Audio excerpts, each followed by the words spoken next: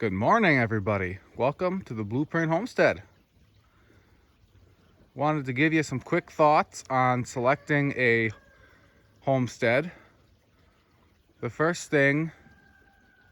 One of the first things, maybe not the first thing,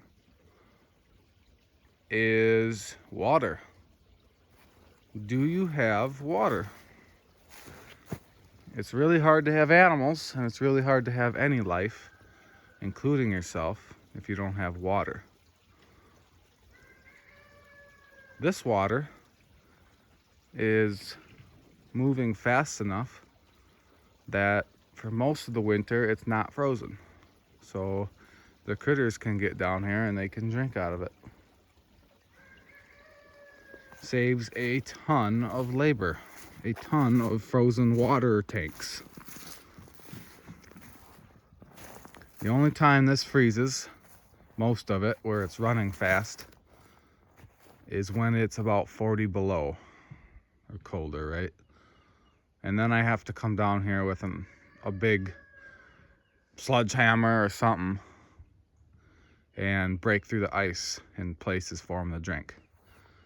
So, but then even sometimes I don't have to do that, because if there's enough snow, sheep do pretty well on snow for a while. Of course, having fresh water is ideal. So another thing to think about is, if you do have water, where your water is at. Here, this creek meanders all the way through our property. So it allows us to have sectioned off pastures, and then each pasture has water. So we don't have to worry about watering them in any of our pastures, because they all have water in the pasture.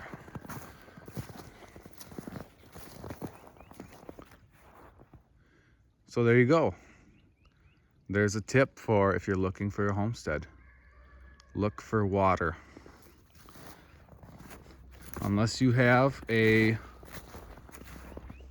$50,000 or more sitting around that you want to drill a well with,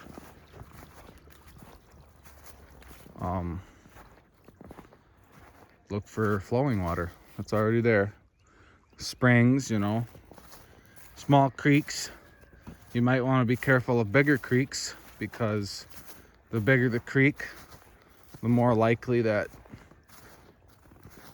people are going to be using that as an excuse to be on your property or whatever. Like here, technically this creek is a navigable, jeepers, can't even say that word, waterway.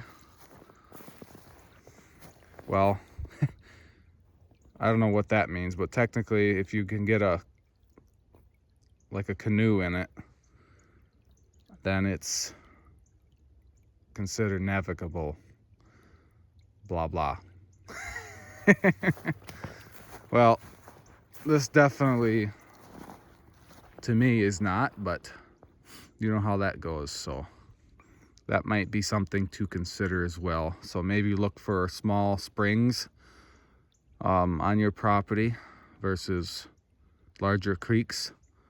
This is about as big as I would want to possibly get. Nobody's gonna walk up here and want to go fishing, is what I'm saying. So nobody wants to use this. It's unusable. So something that's unusable really for most recreation, but usable for sustaining life, right? So something to think about there. Another thing to look at, if you do have water, is if you have enough water, then you'll have life in the water, even when life outside the water is frozen. So inside that creek is green life.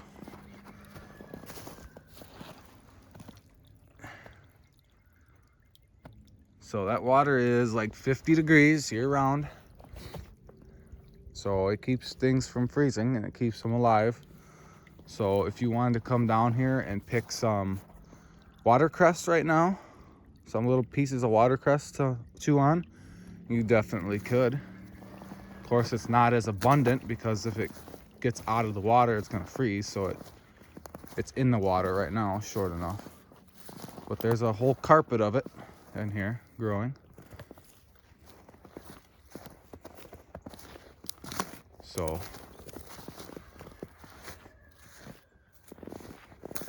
and you should look at your terrain. Always look at what you're given first when you get to your homestead, or when you're looking at homesteads to purchase. Always look to see what's there now, what you've been given, and what you can do with it. Because it doesn't often make any sense to have big ideas that might not necessarily be advantageous in the long run. For instance, we moved here, it was bare land. If I was just gonna be a farmer and I was gonna have lambs in the spring, I would look and I would see this pine grove. And I would say, I don't need to build a barn right away because the barn is already provided for the vast part of it, right? This is where the sheep hang out. There's another one up there that they're hanging out right now. But during the day, they come down here and they hang out because when it snows, there's a lot less snow in here and there's a lot less wind. And it's more of a temperature or weather controlled area. So they come in here and they hang out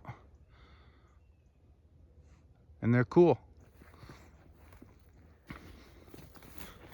So choosing homesteading animals that fit your homestead is also something to consider.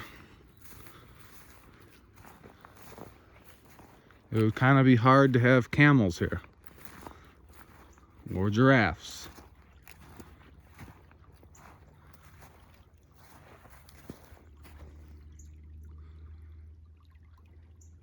So, all right. Hope you enjoyed. Let me know any questions or thoughts, and have a wonderful day.